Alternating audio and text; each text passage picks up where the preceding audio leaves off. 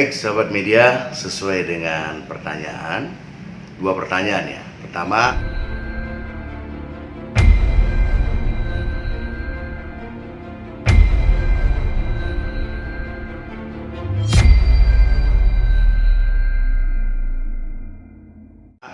kenapa merek Gen Halilintar dapat mengajukan gugatan ke Pengadilan Niaga?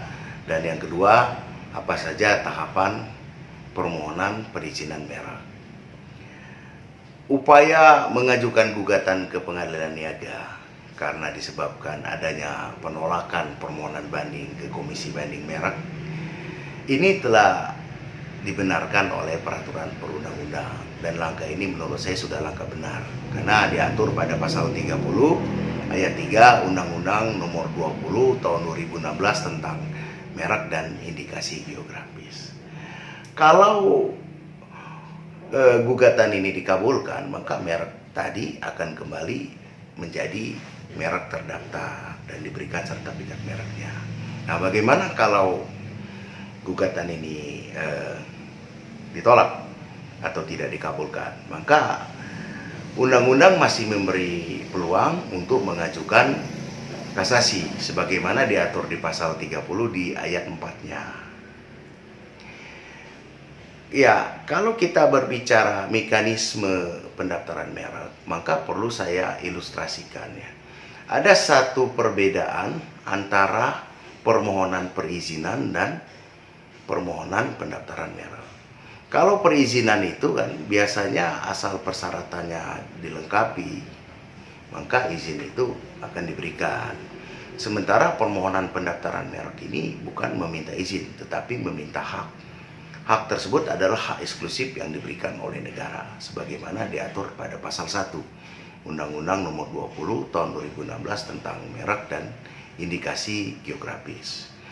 Setelah merek itu selesai diajukan permohonannya, maka akan melalui beberapa tahapan. Tahapan pertama adalah pemeriksaan formalitas. Jadi pemeriksaan kelengkapan persyaratan permohonan. Lalu pada tahapan kedua akan dilakukan tahapan pengumuman. Nah, tahapan pengumuman ini berlangsung selama 2 bulan. Sifatnya adalah hak publik. Artinya selama masa pengumuman siapapun dapat mengajukan keberatan, tentu dengan memberikan alasan dan bukti hukum yang kuat. Nah, setelah selesai masa pengumuman, maka akan masuk pada tahapan pemeriksaan substantif. Tahapan ini akan melihat apakah merek tersebut dapat dikabulkan atau ditolak atau masuk merek yang tidak bisa didaftarkan dengan berpedoman pada pasal 20 dan pasal 21.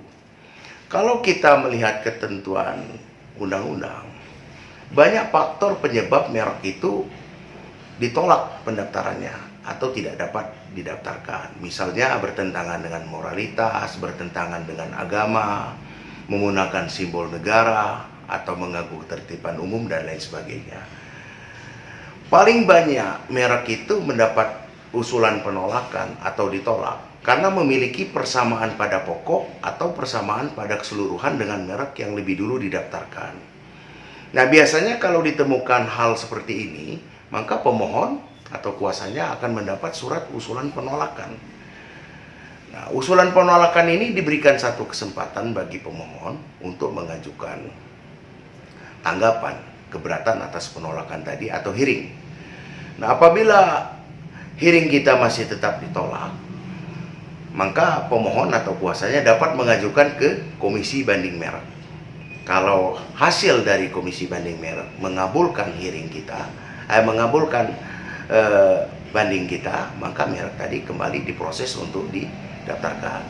Tapi sebaliknya, apabila Komisi Banding Merek tadi menolak permohonan kita, nah disinilah upaya mengajukan gugatan atas penolakan tadi ke